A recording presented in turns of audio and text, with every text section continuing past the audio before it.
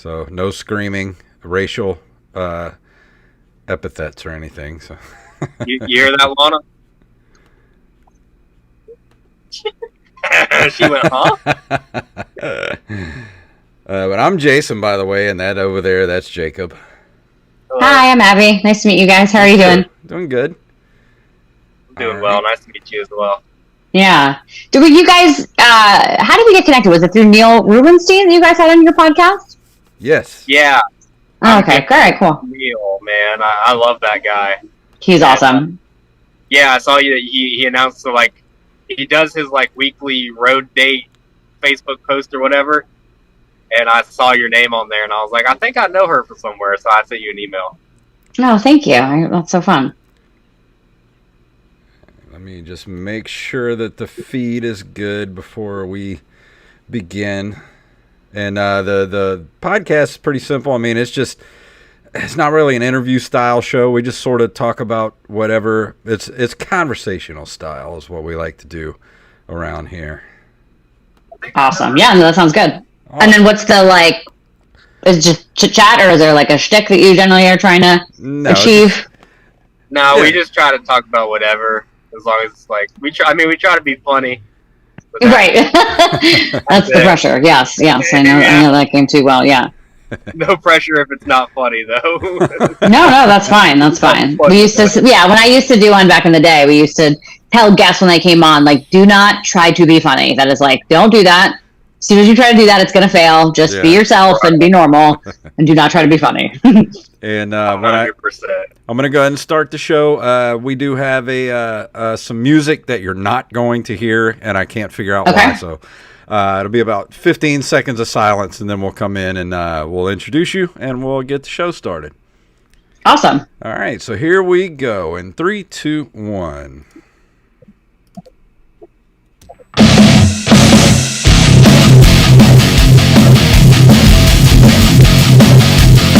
Start the music yet? Yes, I did.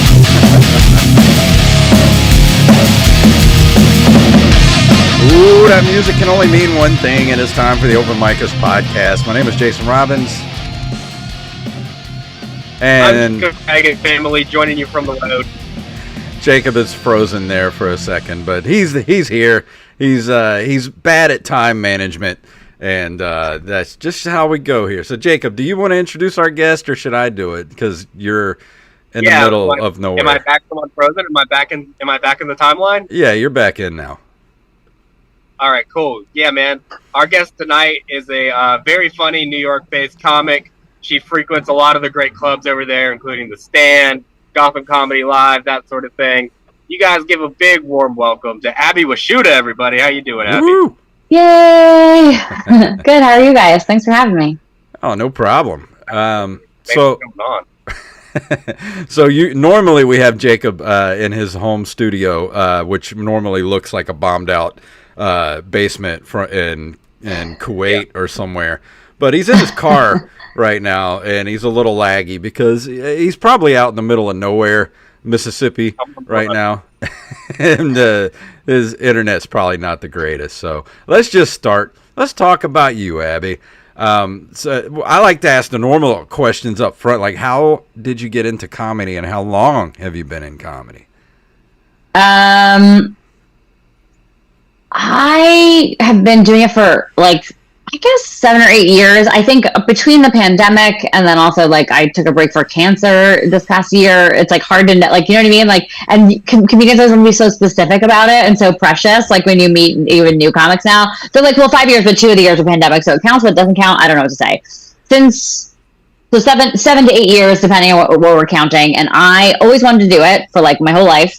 And I just was never brave enough. And then I married a guy in the military pretty young, and we always lived different places outside the U.S. often, and that was never a place to start. And then at 33, I moved to New York, and I was it's now or never. And so I took a class because I'm a nerd, and classes are the way in. And I started doing open mics and stuff, and I've been doing it ever since. So it's really good. Yeah, it's been fun. So we've never done comedy in New York, neither Jacob nor I. Is it? I assume you've been to different parts of the country. What's different between New York and, say, somewhere somewhere, some town in like Florida or something, or North Carolina? Like, what's the difference there? I mean, so many different. Well, first of all, where are you guys? Are you in? Where are you? What state are you in? We are on the Gulf Coast, Mississippi Gulf Coast, really close to New Orleans, Mobile, Alabama area, and Lafayette, Louisiana, where the comedy is just jumping off right now. Yeah, I actually just got a bunch of emails from some New Orleans comedians who are asking for spots in New York. So, and which is weird because it is a place that I've not normally, comedians usually hit you up from everywhere, and New Orleans is like a new thing all of a sudden. So, like, I take what you're saying seriously. New York is what is it? It's like the audiences can be really tough. I find other places people are just like a lot more amenable to like comedy, even when it's not good. People are just sort of nicer. They're like very just happy to be out and doing a thing and whatever. Like even mics, which maybe you guys have this experience, but mics in other states are like sometimes shows. Like people are actually at the mics, like sometimes paying money to be in the audience or doing whatever and like being supportive. Whereas in New York, it's like so many shows, it's hard to get them off the ground a lot of the time because there's just like too many comedians in like a small radius. And I feel like maybe New Yorkers are just like a little tired of the comedy scene almost sometimes, but I do think it's like one of the most competitive places to do comedy in terms of like, who the other comedians are that are with you, which I think makes people better in that way because you sort of have to be to rise to the top in such a large group of killers.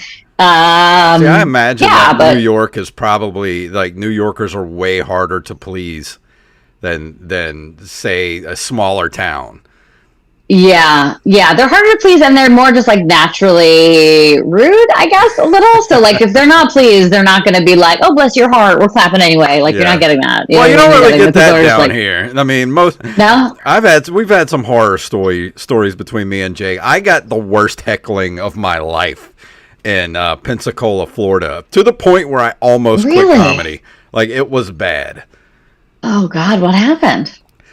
I started off with a joke that was funny to me and Jacob. And Jacob, I told Jacob the joke beforehand. I said, "Hey, I got this joke, and it's I forgot exactly what it was, but it was something like good to be in Florida, the Alabama of the South." And I don't know why, that just seemed funny to me at the time. And Jacob even said it was funny. So I went up on stage and said it. I lied. I just wanted you to bomb. It's like a fluffy little toss away opener. You're like, no big deal. This is just a hello. And they were like, they freaked out at that. Ooh, did they? Holy crap. There were some ladies in the audience who were diehard Floridians who did not take kindly to me calling them the Alabama of the South.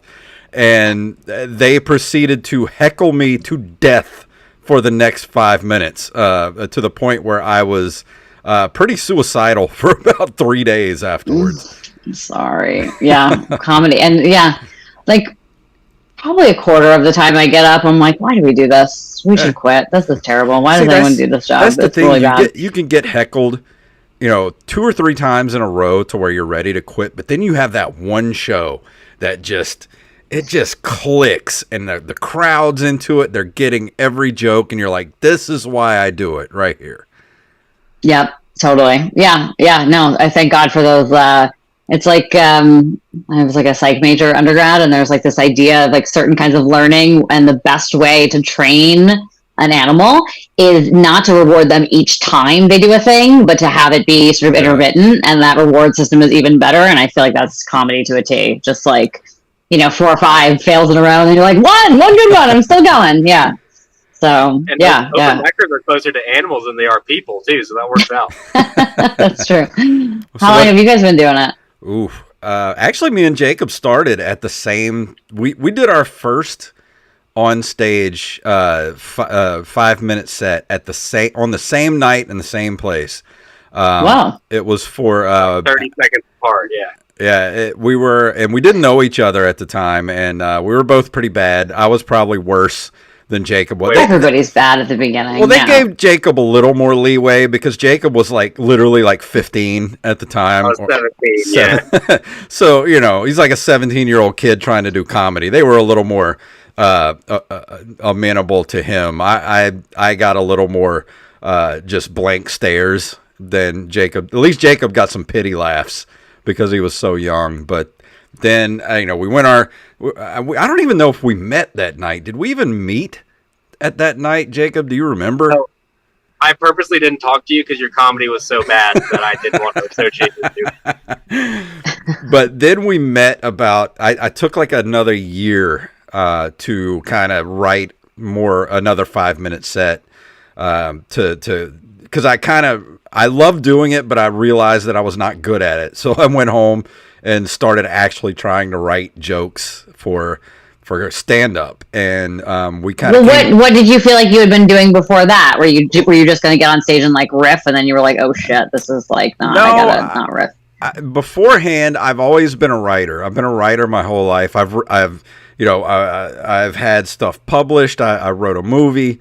I wrote stuff in college that got published, some humorous essays and things like that. I think I got second place in a state writing competition for an essay that I wrote, a humorous essay.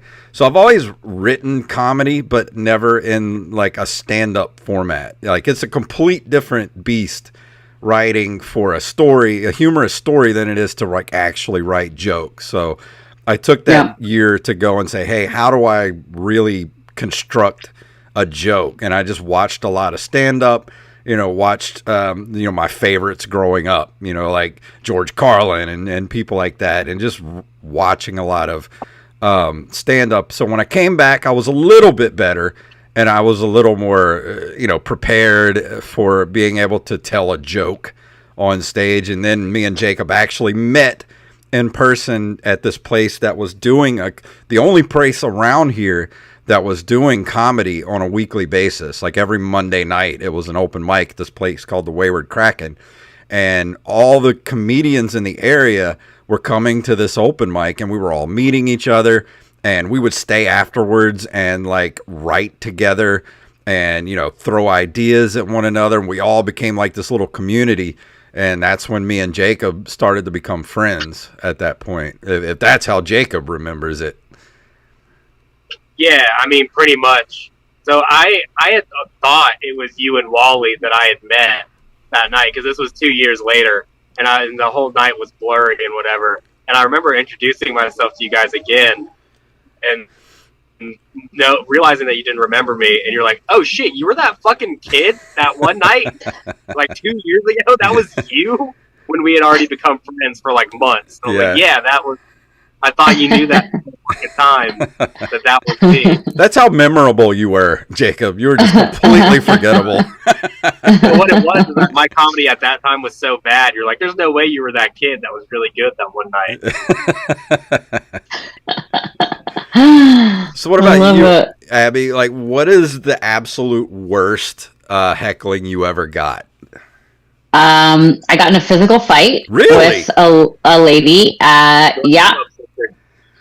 I mean, so there was a club that it was like a club where the comedians kind of like helped run the club. You know what I mean? So like, even though I didn't like work there, it was kind of like our job to like book the shows and get the shows off the ground and seat people and take tickets. And like, we were doing all the things. Mm-hmm. So like, I was not the manager of the place by any stretch, but like, we all felt like we had, the comedians who kept the wheels on the bus felt like we had a particular sort of responsibility to like run things well.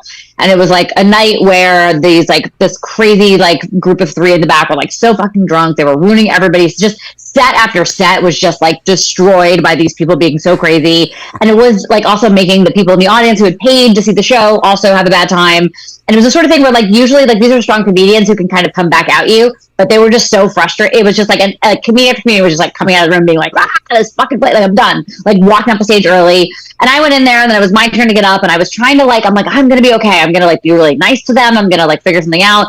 And they just were like screaming and yelling and being obnoxious and whatever. And I was like, you guys, I will buy you a cocktail if you just like go to the bar. I'll buy everybody a round of shots when I go off the stage. Like, you kind of don't want to be here, that's kind of obvious, like just go, like I'll meet you out there. And they like started to go, and then they were like, wait a minute, like you're trying to trick us. And it started into like this like fight, and they were like screaming at me like, we'll fucking kill you and whatever.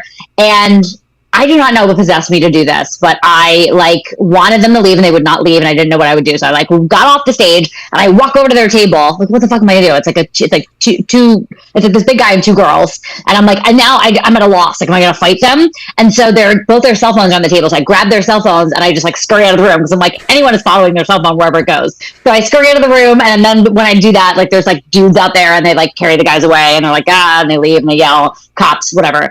Show ends.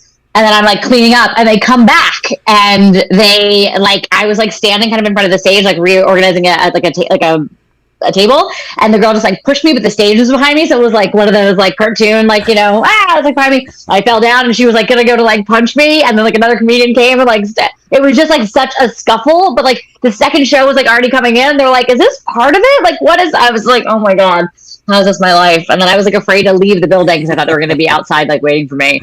Then they wrote this like really long diatribe crazy email to the venue to say they had a bad time, but I was the manager of the venue email, so I was like, whatever, we don't give a shit, don't come back. It was so it was not a great one. Yeah, Jacob's been assaulted quite a few times. I have never been assaulted at a comedy show, at least not yet. Small victory. Yeah. You remind everyone of their grandpa, so they're not going to hit you. And plus, I can't hear. I am hearing impaired. So the one night that Jacob got into a fight outside, there was this old guy, this old couple who were constantly heckling everybody that went up. And I was like, I'm going to fix this guy when I get on stage. So as soon as I got up there, I didn't say anything till I got on stage. I looked at the guy right in the face, and I said, "Hey, you've been heckling everybody all night long. Just so you know, I'm hearing impaired, and I can't hear a fucking word you say anyway, so you might as well shut up." And he didn't say shit through my whole set. That's amazing. Are you hearing impaired, or is that just like a go-to line that keeps hecklers from bothering? No, my left hearing aid. Yeah, I have a hearing aid. My left ear is almost completely deaf, so. I'm sorry about that, but also that's amazing. And also, like as an experiment, I kind of want to try that on stage. Like, what a way to take the wind out of the sails of a heckler, to be like, I literally couldn't hear you, so it doesn't matter what you say. I was like, it worked. You're only ruining the show for other people. I was like, man, it worked that night. That's going to be my go-to from now on. If I'm ever getting heckled, I'm just going to be like, I can't hear what you're saying anyway. I'm hearing impaired. And then if you heckle me, you're going to look like an asshole because I'm disabled. So you're making fun of a disabled person on stage if you heckle me. I love it. So fun. All right. I'm going to preface every show I do with, I'm humor impaired. So if you don't laugh, it's fucking... You're like, I'm not even going to feel it. Yeah, you're like, I don't know what jokes are anyway. Yeah, no, that's crazy. So what's the closest city to where you guys are that you mostly perform in? Is it New Orleans? Yeah, New Orleans is only about, it's about an hour and 20 minutes from where we're at.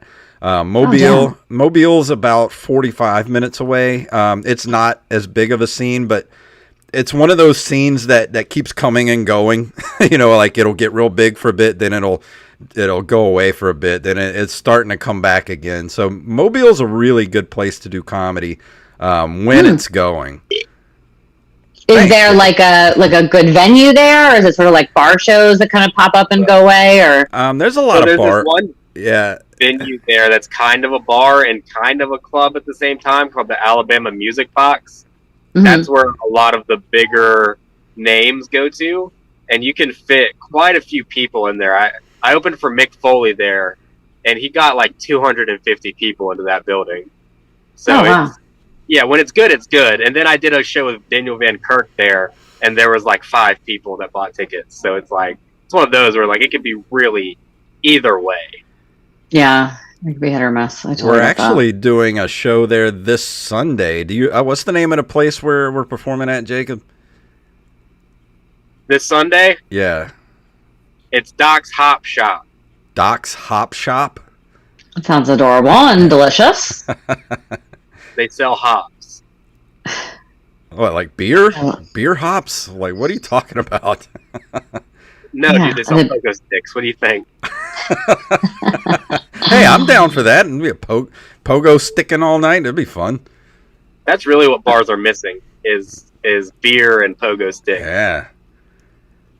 Yeah, yeah. Actually, that sounds really good. They not quite pogo sticks, but for a while I live a little bit outside of the Manhattan in like a little city in Jersey that's like also a little bit of a city, and they had those. It's like a very popular city for suburban kids to come to and like get really wasted. And so for a while they had those like little scooters, like the electric scooters that they had in the town, and that was like maybe a couple weeks before our kids were just like obviously getting trashed and falling down and doing whatever. And so it's up there with the pogo stick. It's not a great mix. Hilarious for those of us who are not on either the pogo stick or the scooter, but yeah, not a good mix. Yeah, they just got those mobile where you rent it like a car, like a parking meter or something like that. Like you stick your credit card in the scooter and you can scoot all around the city. Just gangs of teenagers wreaking havoc on the sidewalks. Yeah, not safe. Not safe. I'll tell you what. See, I don't understand how they can have those. No, I'm scared of teenagers, dude. How do they have those bicycles in New Orleans, like those rent-a-bike? You know, those like little electric bicycles they have. They had those in New Orleans. Like, they got to constantly be stolen because everybody, like the car theft in New Orleans and people breaking into cars is like at an all-time high right now. Yeah. Like, the streets are littered with windshield glass from cars being broken into. Oh shit. Okay, I didn't know that. I wonder, is there like a big drug or something epidemic happening, or what's going on? Who knows? The problem is they don't have enough police officers in New Orleans. Like, they literally don't have enough police to cover the city, and there are certain places where you walk and there will be signs that say there is no police presence in this area, enter at your own risk. So it's like, oh, awesome. I'm not going down there. Whoa. That actually feels like I get the point, but also just like feels like if I am going to be committing some crime, I'm going to just go to those areas where it says there's no police presence here, and like that's where I'm going to do the criming. Yeah, well, I mean, that's it's pretty much the whole city at this point. Wow. Last few Where times, did the police officers go? New Orleans is basically just Judge Dredd, dude. Yeah. Wow. That's fucking crazy. It's pretty, okay. Wow. Pretty lawless in New Orleans right now. It's pretty crazy. Oh my God. Yeah. I thought New York was bad, but at least we don't have signs that say like there's no police presence here. I mean, there's no police presence in a lot of places, but we don't actually just advertise it. I think the advertising is where they've really done themselves into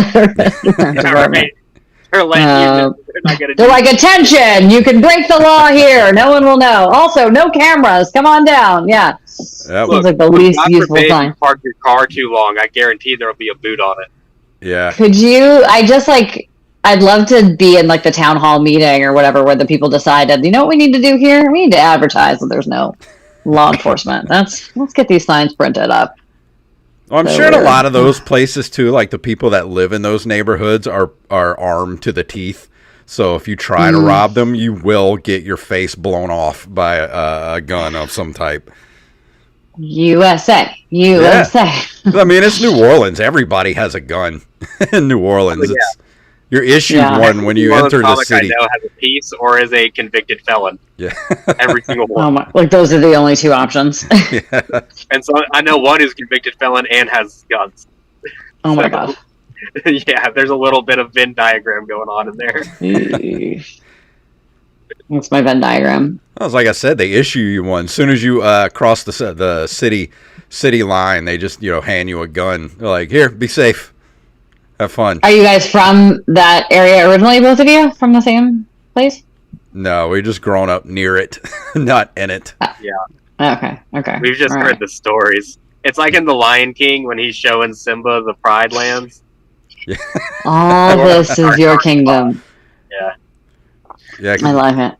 One of our friends, one of our comedian friends, got his car broken into not too long ago. He went over there for a mic night, and he was only there for like an hour or two, and got his car broken into.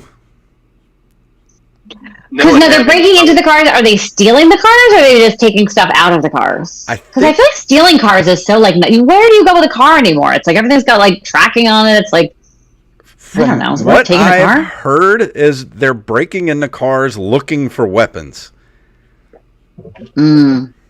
So if you have a car that looks like it has a weapon in it, it will be broken into.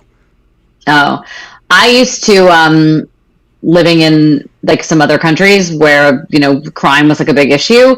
They would tell you just to like leave your car open and the windows rolled down just so people could like rifle through it without breaking your windshield. Like just take your shit with you and take your keys with you. But just like, you know, people are going to break in anyway. So you might as well just make it easy for them and then not come back to a broken window. You're like, no, I left it open for you. There's nothing in here. Just have a gander, you know?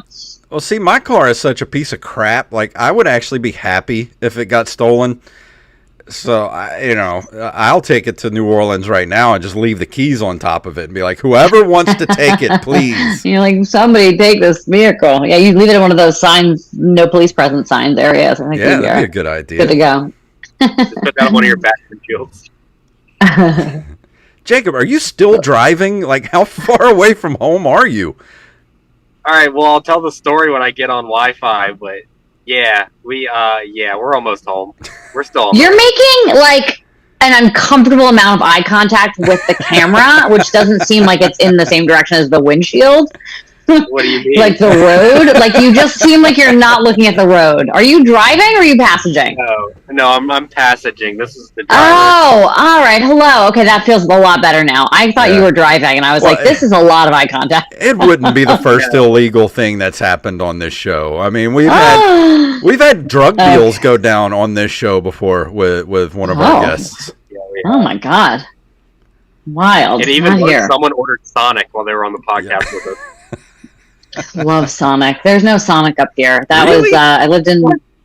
We don't have Sonic in the north. I lived in Georgia for a long time. Is where I discovered Sonic, and I was like, why is this not above the Mason-Dixon? I don't understand, but we don't have it. It's so good. I thought Sonic. That breakfast burrito. I thought Sonic was America's drive-in. How can it not be up north? Yeah, it's not north. It's weird. It's just weird. I don't know where it stops exactly, but.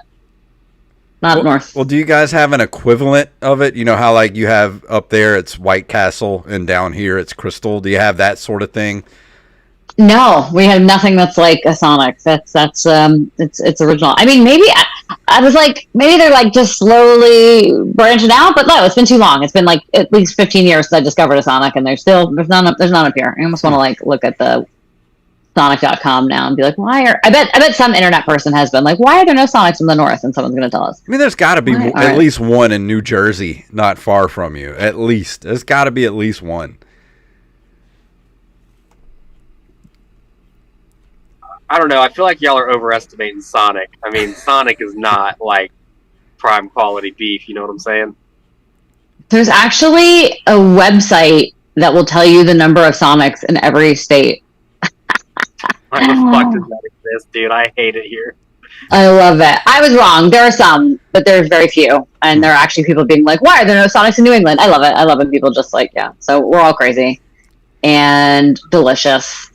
Okay, moving on. Sorry. Now I'm just thinking about Sonic burritos. Hey, we love talking about food on this podcast. And one of the big things we like to talk about is Jacob has this unhealthy obsession with gas station food. And we like to ask our guests, what is your thoughts on gas station food, especially like when you're out on the road, and not just like when I think gas station food, I think of like, you know, the 3-day-old hot dogs that are on the rollers that are just disgusting, and why would anybody eat that? But Jacob likes to go for the gas stations. Like we have a lot of gas stations in the South here that actually have kitchens where they'll make like really good looking food and put it out. So do you get a lot of those up north or no? So when you start getting into like Pennsylvania and like kind of a little bit more like south and west, do you guys have Sheetz? No. Oh my God. I didn't know about it until I started doing road gigs, especially with Neil, because it's like, usually if you get into like other kind of places, like maybe Pennsylvania and like a little bit, Indiana, Ohio, that sort of stuff. Sheetz, it's like, and maybe down to West Virginia, there's Sheetz everywhere. They're like, it's like a really fancy gas station. And it's like everything you could want. And they have like, you know, computers that you can type your order in. It's like, it's really good. It's like, I'm like, oh my God, this game changing Sheetz. But for the most part, yeah, the other food is like just, always a disaster. I try to be like slightly more healthy, but it's like impossible. And I'm like such a junk food addict. And then you get on the road and you kind of want to like munch something. And it's like all they have is like cheese doodles and 3-year-old hot dogs. And you're just like, every time I like leave a road gig, I'm like 30 pounds heavier than I started. Do you ever but go? At Sheets. Well, we're actually about to get our first Wawa down here. Wawa's are the best. Yeah, that's another good one. Yeah, they make some good sandwiches too. So that's pretty legit. So yeah. What's the name of like the go-to fancy gas station that's in your neighborhood that you would go if you had to be on the road? The Honey Hole. The Honey Hole? That sounds like a strip club. Yeah, no, it's the local gas station, and they advertise pretty cashiers, and they're all in high school. Yeah. Are you making that up? No, it's 100% real. Is that why it's called the Honey Hole? Because their cashiers are pretty? Yeah, and they're all in high school. That's fucking... How is that okay? How are we not talking about this? The Honey Hole gas station. Yeah, it's probably only one of them, and it's in Van Cleve, Mississippi, where Jacob I was just lives. considering the one that I go to. But that is so awkward and uncomfortable. Really is it like a Hooters but for teenagers? No, there's a bunch of teenagers in there like not working at the cash register. Oh my God. Yeah, I used to be an EMT, and we would get stationed up there near the Honey Hole a lot, and they do actually have really good food there. I used to go there and get breakfast biscuits and things like that, and then I do remember and I don't know, do they still do it, Jacob, where they have on the sign outside it says like something pretty cashiers and something else, and it's like that's strange. It actually says that, like it says, like it's not just like, oh, the women in the advertisements are pretty. It's like they say the words, "We have pretty cashiers." Yeah. It's on the fucking building. It's on the building. You guys, you got to take a picture of this. This is insane to me. And I can't. What's funny get over this. They recently switched management too, so now it's like it's owned by 2 Indian guys, and they're firing all the pretty cashiers. So you get in there, it's just the 2 Indian guys. Good. I love it. And it's like pretty cashiers, and now it's just like 2 old Indian men. I love that. Yeah, right. Oh my God. And I can't understate the fact that the pretty cashiers are at most 16 years old. Like, oh my God. Oh, welcome to the South. That's awful. I can't get over that. So fun. I lived in the South for a bit, and at the time, I don't know if you guys have progressed since I left, but breakfast sandwiches were like extremely hard to come by. Like it was just not that common. Like that's a very big like Northeast like breakfast sandwich on the go. Like any place that you go to get breakfast in the morning, you can get a breakfast sandwich on a bagel, on a thing, on a whatever. It was very uncommon there. Like maybe somewhere you can get like a biscuit with something with egg on it, but it was like never made fresh and like pretty rare. Well, I mean, you can get like breakfast foods at the local fast food places, but in the past, I'd say probably 10 years or so, 15 years, like breakfast has become the hardest thing to find here, especially along the coast. Because like we used to have we still have casinos, but they used to actually have like breakfast buffets and stuff. And I'm a breakfast person. Like I love to eat breakfast any time of the day. Like I'm always up for breakfast food. And nobody does breakfast anymore. Like even most of the fast food places, most of them don't even open until like 11 o'clock. Like especially since COVID, like there's no breakfast to be found anywhere. Oh, and that's just that's weird. People are hungry in the morning. What's going on? I don't know. I love breakfast sandwiches. Yeah. I read a letter. I tell you, the best breakfast sandwich I ever had in my life was I was actually a Jacob's gonna lie. I was a lumberjack for a little while in Oklahoma and Missouri, and we were in the what was it called? I can't remember the name of the town in Missouri, but literally it was like the downtown area was like a tractor place, and this one little not even really a restaurant. It was one of those places that like you go up and you order at the window, and all they had was picnic tables outside. Like that's where you ate. So I would go down to this place in the morning and get a breakfast sandwich, and it was like homemade, or like they made everything there. Like their sausage and everything was like made like by the people that ran the place. So they had this sausage sandwich for breakfast that was like, two big, like French toast style pieces of bread with this big sausage patty that was, they did it on the grill with an egg, a fried egg on it. And it was like, I still dream about it. It's been like 12 years now, and I still dream about that breakfast sandwich. There's no way you're just now telling me that you're a fucking lumberjack, dude. You didn't know I was a lumberjack? Also, I didn't even I thought lumberjack was a term like stewardess or something. Like, we don't actually say lumberjack anymore. You guys don't call yourselves lumberjacks. Like, what's the other? Or it seems like a little kid name, kind of like, oh, I'd be a lumberjack. But is that what they're called? They're called lumberjacks? We never really called ourselves anything. We're just cutting trees. That's what you're a lumber Jason. Yeah, I'm a lumber Jason. Oh, what's the I'm just like the job advertisement? Is the job advertisement for lumber? And what are the qualifications for a lumberjack? Do you say I don't know. What does it say in the job description? You're actually, do you like plaid?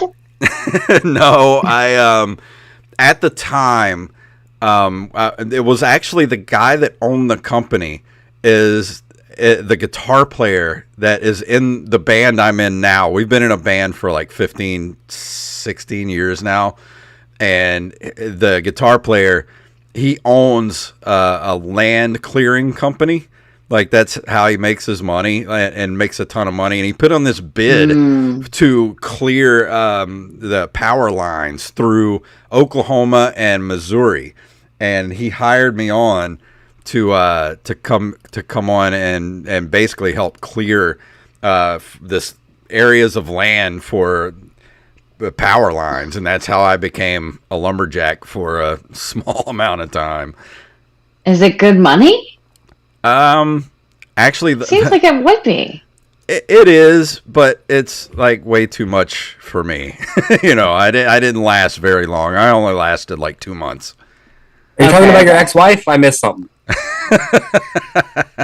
Talking about lumberjacking. Yeah. Oh, you are talking about your ex-wife. Okay.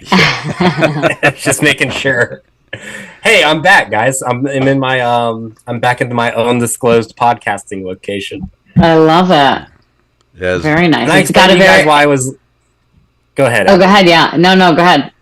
Can I explain to you guys why I was late? Go for it. Love it. Okay, so my brother invited me over for dinner tonight, and we're cooking out, and the friend that he invited over brought kebabs. My brother grilled burgers. Cool. We're eating. We get done with dinner, and plenty of time for me to come over here and get home and do the podcast. But not one person told me that my sister-in-law was baking a goddamn peach cobbler. Yeah. Yeah. What could you do at that point? The whole time I'm eating my dinner, there's a goddamn peach cobbler in the oven with my name written all over it. Yeah. And I'm not going to lie to you, it's 7 o'clock when the peach cobbler comes out of the oven. I knew I didn't have time to make it here. But I looked at my fiance and I made the decision, and she was like, we're already late. Like, we're staying for the peach cobbler? And I said, baby, we're staying for the peach cobbler. And I don't regret it. It was the best peach cobbler I've had in my entire life. Yeah, you're not made of stone. That makes sense. What can you do? A peach cobbler is being freshly baked for you. You stay. You don't want to be rude. Exactly. You're not a monster. Yeah. But Abby, do you feel slighted in the least that you were invited to be on this podcast at a certain time, and one of the hosts of the podcast just said, "Screw it, I'm gonna eat peach cobbler," and be late for the episode, which we've done this show for over 100, almost 160 episodes now. Mazel, very nice. Okay. Every Monday night at 7:30. He knows what time. I know good and goddamn well when this show is, Jason. And I know good and goddamn well when that peach cobbler comes out of the oven, too. And I made my decision. I think you made the right decision. If it was anything less than a cobbler, I think I could be offended, but I understand. Now, I don't go peach. I'm more of a blueberry cobbler person, but cobbler in general, I feel like I see where you're at. And listen, it was a tough call, and I think you made the right decision. I feel like I did. I made the jump call to like download Zoom on my phone and join from the car real quick because I didn't get home until like 8:00. Like the episode would have been almost over if I had just waited. No, Hey, it seems good. I can't fault you, Jacob, because I went to Hart's Chicken yesterday for my free birthday buffet, and I tore up the peach cobbler that they had. They give you a free birthday buffet? Yes. You just show up, show your ID, and they're like, "Come on in, eat your heart's content." Oh yeah, it is the That's most. why you guys are the land of heart disease. It is the most artery hardening food you could possibly imagine. Like if you ever come down here for comedy and you're coming through Ocean Springs, I have to take you to dinner at Hart's Chicken. And we all have to have just a big meetup. We'll do Hart's Chicken, and we'll all get heart disease together. It'll be fantastic. Oh my god! We'll get heart's disease. Yeah, Heart's disease. It seems like the kind of food you can't eat like pre-comedy show. It's like a post-comedy show food. Yeah, you can't be doing sets after that. This is a day-long event. Yeah, this is food that you eat and you immediately have to take a nap. Because it's shit. Depending on which one. It's fried. First. It's fried chicken. Although they do have some lemon pepper baked chicken that you can get, but it's fried chicken. Of course, rolls, fried catfish. They have what are their sides, Jacob? They have corn, green beans, mashed potatoes and gravy, potato salad, coleslaw, red beans and rice. And they do have a salad bar, but nobody touches it. Yeah, why? I never really understood the salad bar because I like food. I think of my food in kind of a volume situation. You know what I mean? So like, I'm not going to waste that space with lettuce. Like, I want to pack in all the fat and goodness I can get. Yeah. I'm not going to be. Lettuce is not going to take up space. I mean, if you're going to a place like Hart's Chicken, I mean, you might as well just go for it because your body is going to not recover for at least 72 hours afterwards. So you might as well just do it right. Oh, yeah. Yeah, no, I totally agree. Yeah. Look, what they also have there. That, well, I don't want you to sleep on, Abby. The fried chicken gizzards and fried chicken livers at Hart's Chicken. You might have lost me at that. Don't sleep on it, man. Really? I don't know. I don't know about livers, but I do gizzards. They're nice and chewy. Ugh. Really? Oh, I don't know. Yeah. I know I should be more open-minded because it's like, what difference does it make? It's meat, but there's something about it that kind of just like turns me. I don't know. Well, don't say that. When we start going, it's meat, then that gets fishy. Yeah. Oh, I see what you did there. That's fishy. Yeah. No, that's true. But I guess it's like, whatever. You're eating the chicken's body, and now I'm like drawing the line at the heart. But yeah, something about the deep innards there. I don't know. But is there a lot of buffets in New York? Is a buffet a normal thing, or is that more of a Southern thing? I never really thought about that. That's more of a Southern thing. Yeah, you don't see too much. Not too many buffet things. I will tell you what, we do have a lot at the, here they don't call them buffets as much as like steam tray places. And it's usually like at a big deli near like big financial centers like around the city where people go in and get lunch and then they kind of like do that. But it's mostly like more like salad bar-y type stuff. And here and there's like, some hot food or whatever, but that's like there's not a lot of like buffet or restaurants. It's more like, quick and go lunchtime deli sort of thing for like all the different salads you can get. But, yeah. I feel like people in New York don't have time for a buffet. Because you really want to sit down and like really get all that you can get out of it. Oh, yeah. Yeah, and it's expensive. Well, the other thing is like, I guess if you go to a buffet, like the ones I've been to in the South are usually like you pay a flat rate and then you just eat whatever you want to eat. But like the buffet in New York is like they weigh it, so you have to be reasonable. That kind of defeats the point. It's like not a buffet if you have to be reasonable. Like that's the idea. Well, that's what the Chinese. If you're not going to eat That's what the Chinese buffets do here. Now they learned their lesson with us Southerners. Right. They make you weigh. Like if you get a to-go buffet, that thing's getting weighed before you leave. Yeah. The to-go I get, but if you're not weighing my plates while I'm there, all right, it's a social contract that I pay you $13 and you're my bitch for an hour. I'm going to eat as much as I can possibly eat, and then I'm going to go take a shit there, and then I'm going to eat again. We signed that deal. Abby, I think your audio went out. We're not hearing you. I think she turned off her AirPod or something. I don't know. Yeah, she's giving us figured the it out. hold on She's a smart. second finger. She knows what she's doing. We'll just wait for her. So what? Oh, and up comes the professional headshot. Now that is a classy move.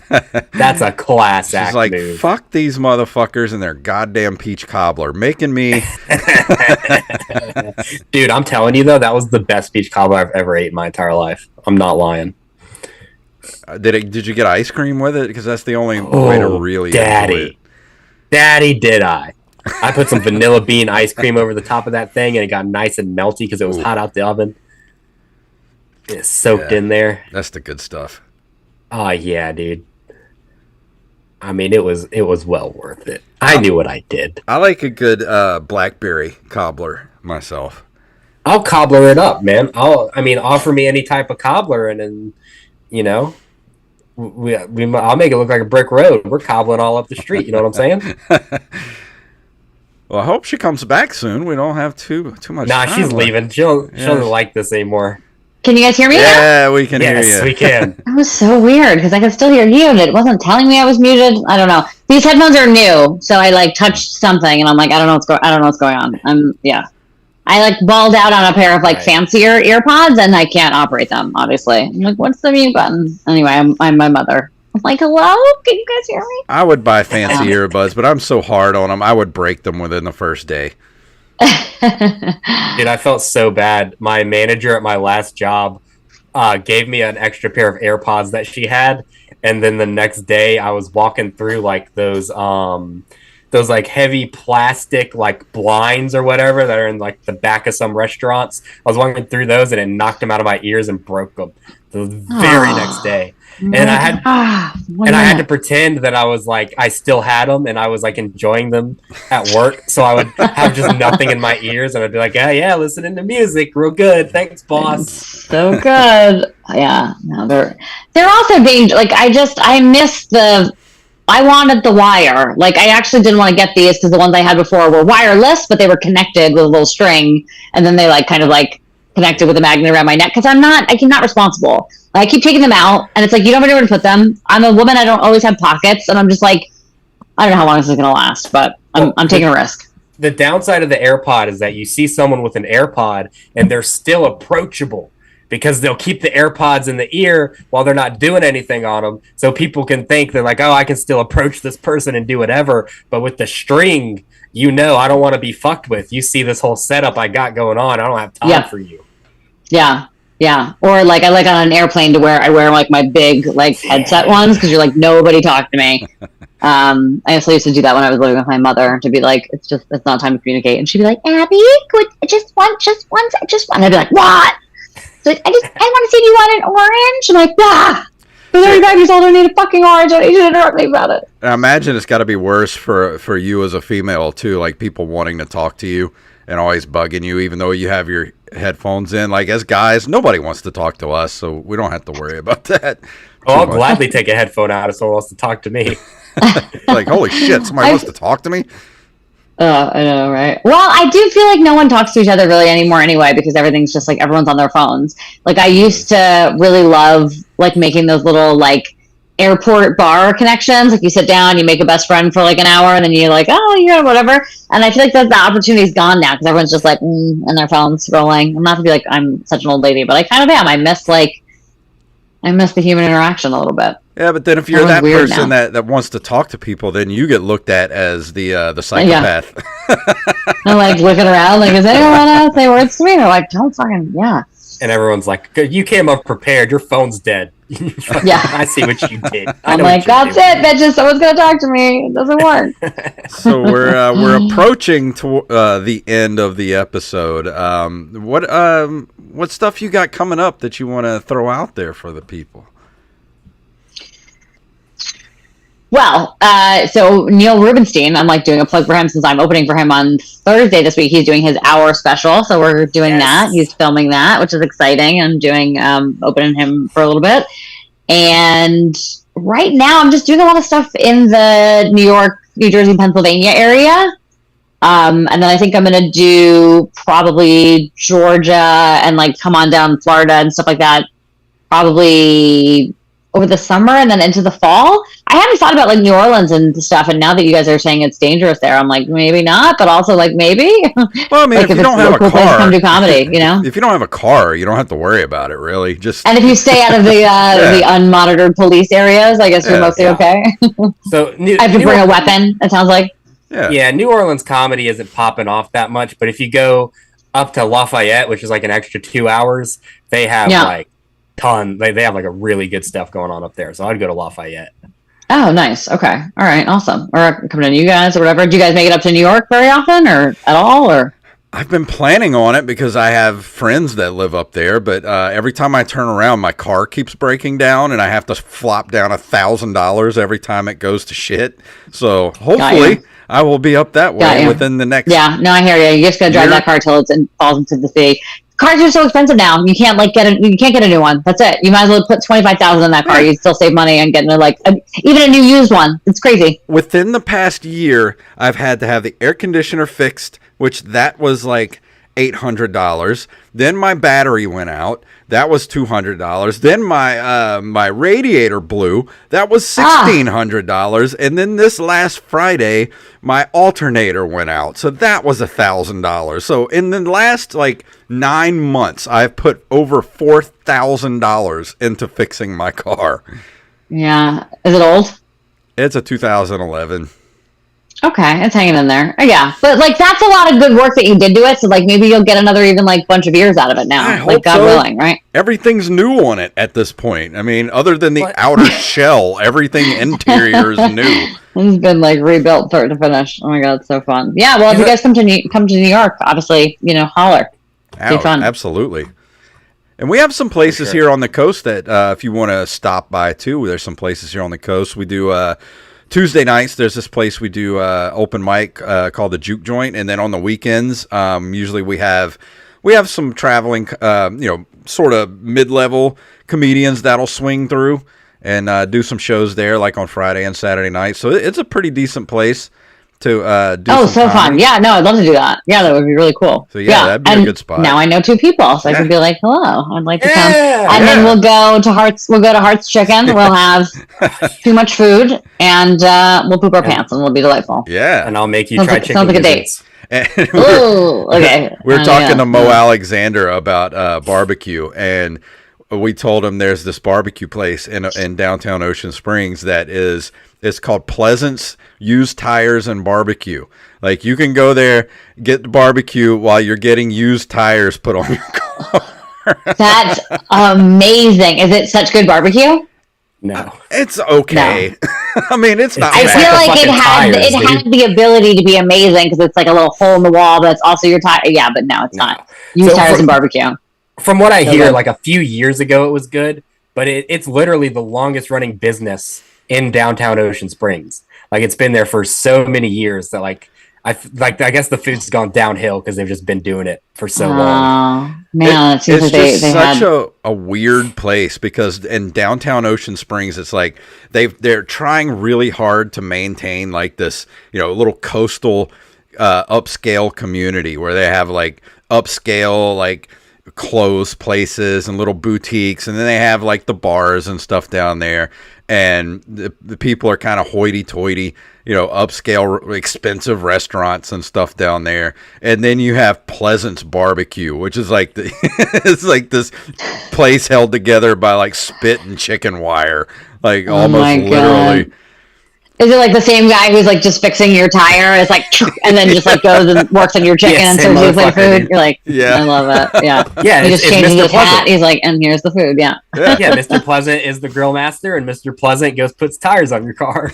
I love it. Yeah. Hey, I love it. That's where I got two used tires not too long ago. Almost brand new used tires there a couple of weeks ago. So I give them thumbs up. I mean, I'll go throw them some money for some used tires and some barbecue chicken. They're doing God's work.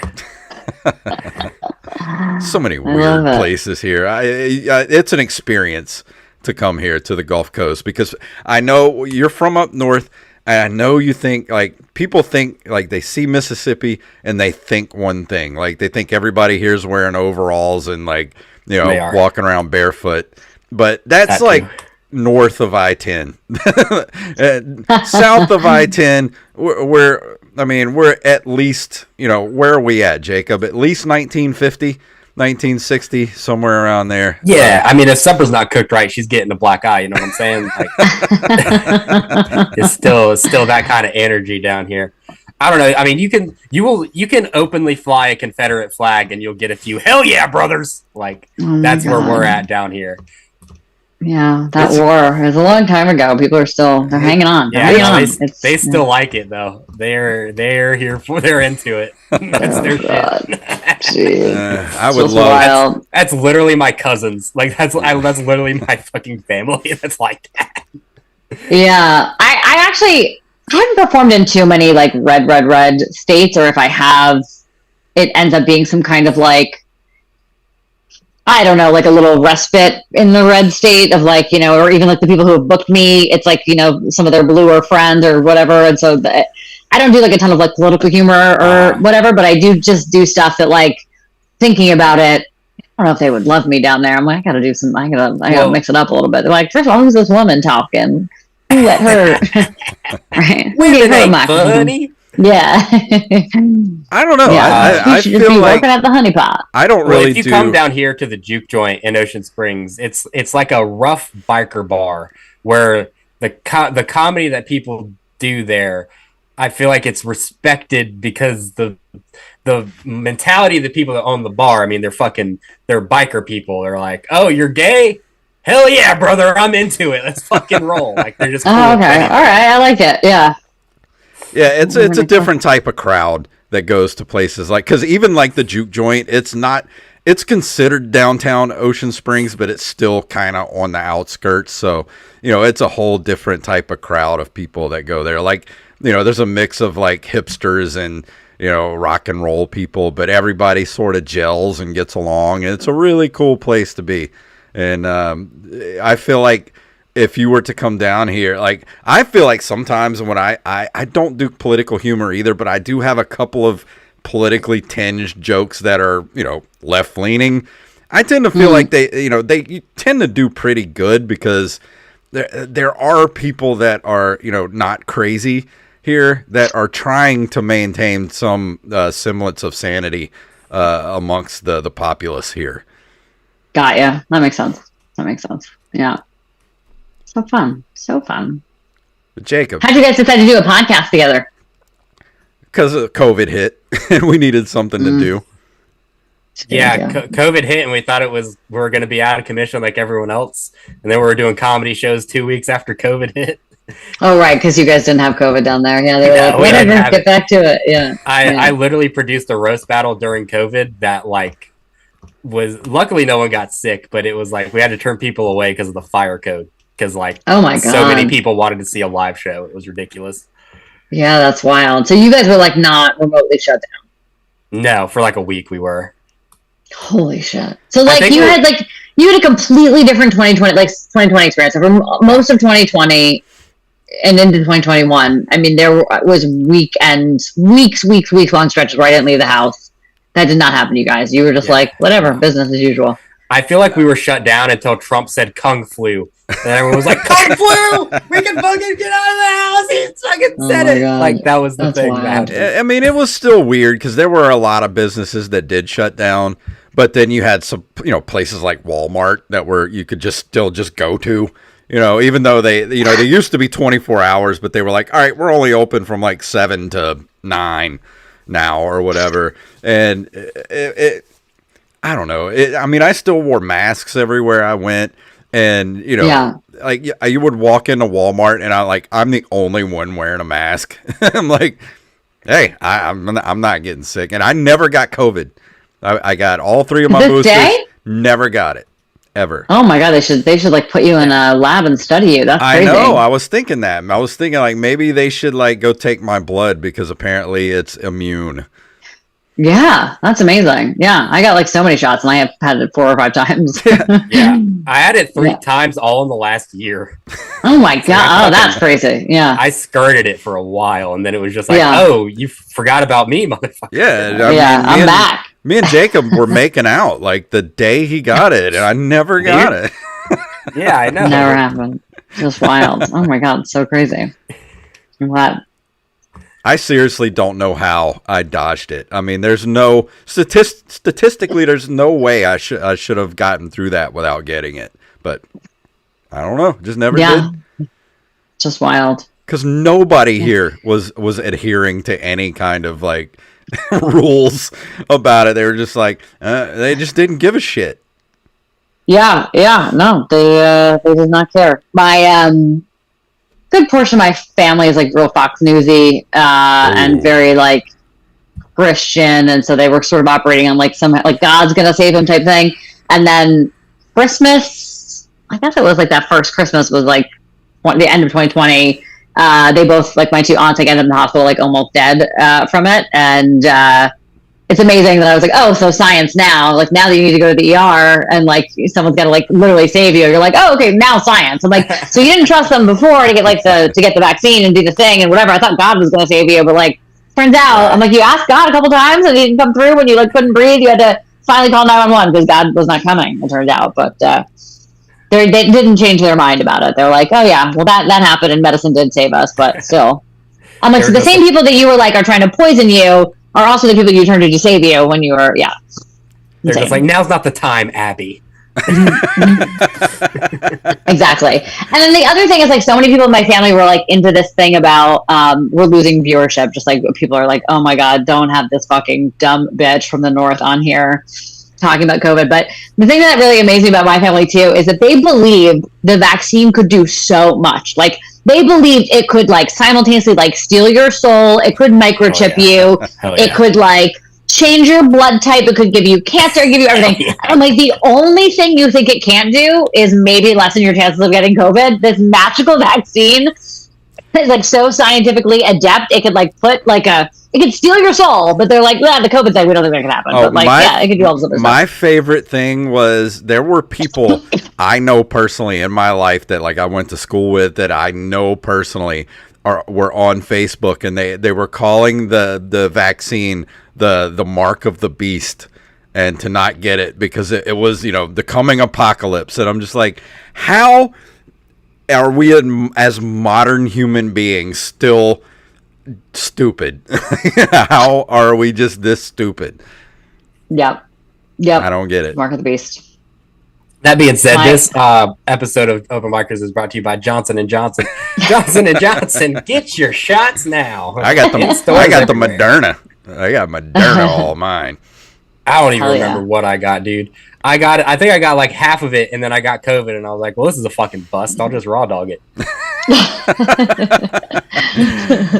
Well, we're coming up on the end of the episode. Abby, it has been an absolute pleasure having you on the show here. Thanks for having me, guys. This was fun. It was nice to meet you both. It was nice to think about Peach Cobbler and to learn about the honey. I mean, my highlight takeaway is the honey hole that I'm going to get in a real internet rabbit hole about this soon and like share with my friends that they have pretty cashiers. I love it. Go take a picture. I've learned a lot. It's been good. Jacob, tomorrow morning when you pass by, take a picture of it and put it on Twitter. Yeah, next time I'm there, I'll take some pictures and email them to you. Yeah, tag me. That'll be awesome. Okay, cool. Hopefully we'll get to talk to you again before. If you're going to swing down this way, let us know, and we'll get together and we'll have you on the show again. Hopefully before then. But if not, we'll have you on again soon, and hopefully we'll get to see you actually in person. That'd be fun. Thanks. Yeah, no, that'd be awesome. And of course, if you guys come to New York, I gotta find you on the Instagrams. I'll find you when I hang up here, and that's how we fake keep in touch in the comedy community. I'm like, we're on Instagram, it'll be fine. Yeah, but if you make it up to New York, then holler, we'll get you guys on a show or something. Be good. Absolutely. Jacob, tell everybody again where me and you are going to be this Sunday. This Sunday, June 4th, Doc's Hop Shop in Pensacola, Florida.